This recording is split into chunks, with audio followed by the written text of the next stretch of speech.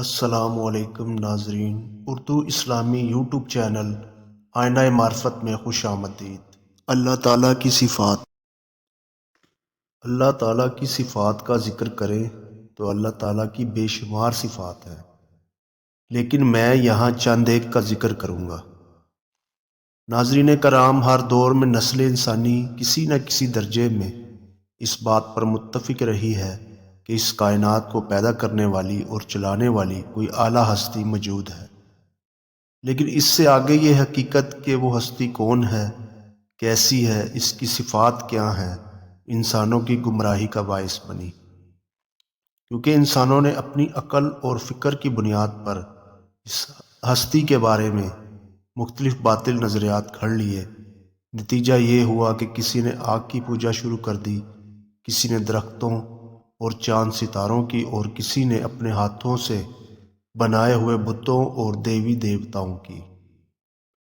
اللہ تعالیٰ نے اپنی پہچان کروانے کے لیے مختلف زمانوں میں مختلف قوموں کی طرف اپنے پیغمبر بھیجے، جو آسمانی وحی کی بنیاد پر انسانوں کو اللہ کی صفات سے متعارف کراتے تھے۔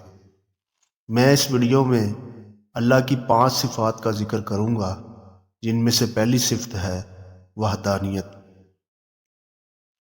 تاریخ کے مختلف ادوار میں انسان 2 یا 3 بلکہ متعدد خداؤں کے بھی قائل رہے ہیں، لیکن اللہ تعالیٰ نے اپنے پیغمبروں اور اپنی آسمانی کتابوں کے ذریعے اس غلط عقیدے کی نفی کی ہے۔ وہ انسان پر واضح کرتا ہے کہ وہ ہستی جو اس عالم کی خالق و مالک ہے، یقیناً وہ ایک ہے۔ قرآن پاک کی سب سے بڑی دلیل ہے کہ اس عالم میں موجود تمام اشیاء کا آپس میں اتحاد ہے، یعنی اس دنیا میں ایک ذرہ بھی پیدا نہیں ہو سکتا جب تک کائنات میں موجود مختلف قوتیں آپس میں اتحاد نہ کر لیں۔ مثلا زمین سے ایک دانہ اگنے کی مثال لے لیتے ہیں۔ زمین زرخیز اور نرم ہو، بارش اور موسم اس دانہ کے اگنے کی صلاحیت کے مطابق ہو، سورج کی روشنی ایک خاص مقدار سے مہیا ہو، تب جا کے وہ دانہ اگتا ہے۔ جب زمین، پانی اور سورج کا اتحاد ہوتا ہے، ان سب چیزوں میں اتحاد اور موافقت پیدا کرنا ایک ہی ہستی کا کام ہے، ورنہ اگر ان ہستیوں کی تعداد زیادہ ہوتی تو دانہ زمین سے کبھی نہ اگتا۔ کوئی ہستی بارش روک لیتی، کوئی سورج کی گرمی کو کم کر دیتا یا زیادہ کر دیتا، اور کوئی زمین سے دانہ اگانے کی صلاحیت چھین لیتا۔ اس طرح پورے کائناتی نظام میں فساد پڑ جاتا۔ سورہ انبیاء کی آیت نمبر 22 میں اللہ فرماتا ہے، اگر زمین و آسمان میں ایک کے سوا خدا ہوتے تو زمین و آسمان میں فساد برپا ہو جاتا۔ بس اللہ تعالیٰ عرش کا رب ان باتوں سے پاک ہے جو یہ مشرک کہتے ہیں۔ اللہ کی دوسری صفت ہے ملوکیت۔ دنیاوی بادشاہوں کی طرح اللہ کی بادشاہی کسی ایک زمانے یا کسی ایک طبقے تک محدود نہیں، بلکہ اس کی بادشاہت پوری کائنات اور ہر زمانے پر محیط ہے۔ دنیاوی بادشاہ اپنے نظام سلطنت دیگر وزیروں مشیروں کی مدد سے چلاتے ہیں، اور ایک عام آدمی اپنی سلطنت کے بادشاہ سے ملاقات بھی نہیں کر سکتا، جبکہ اللہ کو اپنا نظام کائنات چلانے کے لیے کسی وزیر مشیر کی ضرورت نہیں، بلکہ وہ خود اپنا نظام اکیلا چلاتا ہے، اور اللہ تعالیٰ سے براہ راست ہر آدمی رجوع بھی کر سکتا ہے۔ قرآن پاک میں مختلف مقامات پر اللہ فرماتا ہے، سورہ یوسف کی آیت نمبر 40 میں ہے، فرما روائی اللہ کے سوا کسی کے لیے نہیں۔ اسی طرح سورہ یاسین کی آیت نمبر 83 میں اللہ فرماتا ہے، وہ ذات پاک ہے جس کے ہاتھ میں ہر چیز کی بادشاہی ہے۔ اللہ تعالیٰ کی تیسری صفت ہے رحمان و رحیم۔ قرآن پاک کی ابتدا بھی رحمان و رحیم کے الفاظ سے ہوتی ہے، جس کا مطلب ہے کہ اللہ اپنی مخلوق پر بہت زیادہ رحم کرنے والا ہے، اور اس کی یہ صفت دائمی ہے، اور اللہ نے قرآن پاک میں سینکڑوں مرتبہ اپنی اس دائمی صفت کا ذکر فرمایا اور انسانوں کو حوصلہ دیا کہ لوگوں، اللہ کی رحمت سے کبھی مایوس نہ ہونا۔ توبہ کا دروازہ ہمیشہ کھلا ہوا ہے، کوئی مومن ہو یا کافر فاسق، اس کے لیے اس دنیا میں توبہ کا دروازہ ہمیشہ کھلا ہے، کیونکہ یہ دنیا امتحان کی جگہ ہے۔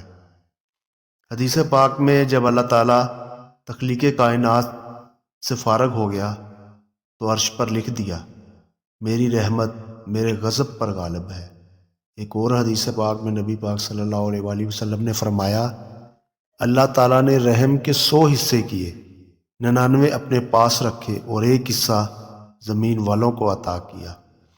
اس کا یہ نتیجہ ہے کہ ہم باہم لوگ ایک دوسرے کے ساتھ شفقت سے پیش آتے ہیں، یہاں تک کہ گھوڑی بھی اپنے بچے کے لیے اس خوف سے پاؤں اٹھا لیتی ہے کہ اس کو صدمہ نہ ہو۔ لیکن اللہ کی رحمت کے وہی مستحق ہیں جو دوسروں پر رحمت و شفقت کرتے ہیں۔ نبی کریم صلی اللہ علیہ وآلہ وسلم نے فرمایا، لوگو زمین والوں پر رحم کرو، آسمان والا تم پر رحم کرے گا۔ اللہ تعالیٰ کی چوتھی صفت ہے ربوبیت۔ رب کا لفظ عربی زبان میں 3 معنوں میں بولا جاتا ہے۔ نمبر 1 مالک و آقا، نمبر 2 فرماروا اور حاکم، نمبر 3 پرورش کرنے والا اور رزق دینے والا۔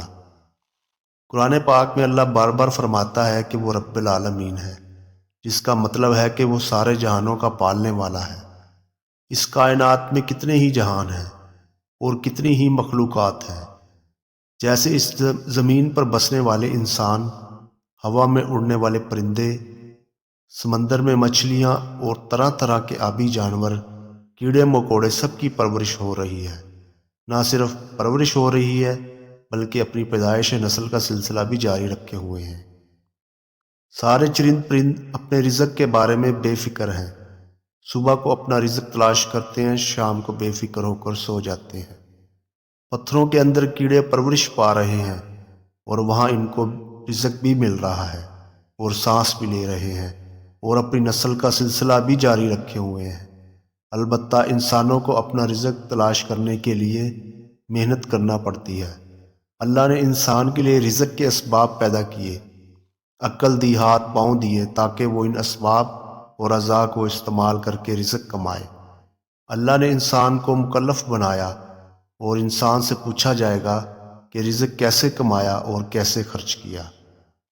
اللہ کا دستور ہے وہ انسانوں کو کم یا زیادہ رزق دے کے آزماتا ہے اور حکم دیتا ہے کہ روزی صرف اللہ سے مانگو۔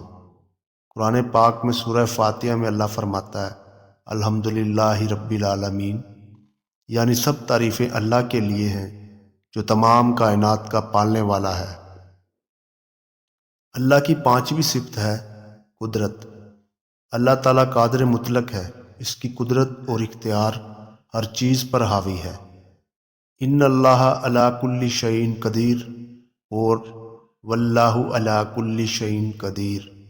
ان 2 آیات کو اللہ نے قرآن مجید میں مختلف مواقع پر 50 جگہ دہرایا ہے۔ اللہ کی قدرت سے مراد یہ ہے کہ کائنات کی ہر چیز بشمول حیوان، چرند پرند، جمادات، نباتات، آسمان، پہاڑ، دریا، سمندر، صحرا اور ان میں پائی جانے والی ہر چیز اللہ کے علم اور اختیار میں ہے۔ ان میں سے کوئی چیز بھی اللہ کی مرضی اور حکم کے بغیر نہ پیدا ہوتی ہے، نہ حرکت کرتی ہے، نہ فنا ہوتی ہے۔ اس کی قدرت لامحدود ہے، وہ جو چاہے کر سکتا ہے۔